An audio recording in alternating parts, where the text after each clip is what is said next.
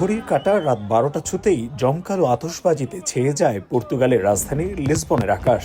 আগে থেকেই টাগুস নদীর মাঝখানে অবস্থান নেয়া জাহাজ থেকে ছোড়া আতশবাজির চোখ ধাঁধানো আলোর সাথে উল্লাসে ফেটে পড়ে লাখো মানুষ। প্রিয়জনকে সাথে নিয়ে মনোমুগ্ধকর এমন আয়োজনের মাধ্যমে খ্রিস্টীয় নববর্ষকে বরণ করে নেয় লিসবনবাসী। বেশ খানিকটা সময় জুড়ে চলে আতশবাজির এই আয়োজন। এর আগে ড্রোন শোতে তুলে ধরা হয় পর্তুগালের ঐতিহ্যের নানা অনুষঙ্গ।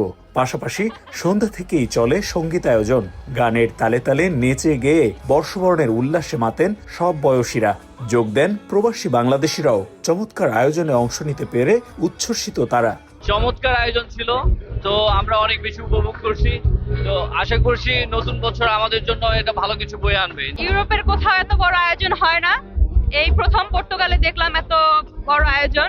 তো খুব ভালো লাগলো, খুব এনজয় করলাম। প্রতি বছরই এখানে অনেক জমকালো অনুষ্ঠান হয়ে থাকে, এই বছরও তার ব্যতিক্রম হয়নি।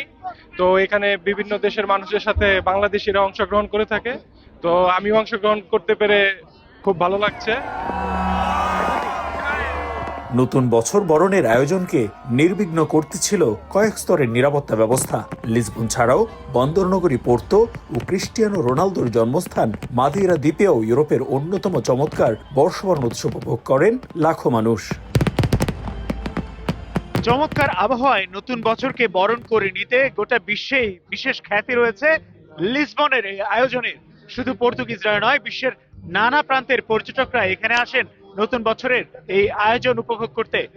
তবে সবকিছু ছাপিয়ে নতুন বছরে সবার একটাই প্রত্যাশা, সব রকমের অস্থিরতা ও সংকট কাটিয়ে নতুন বছর হবে স্বস্তির।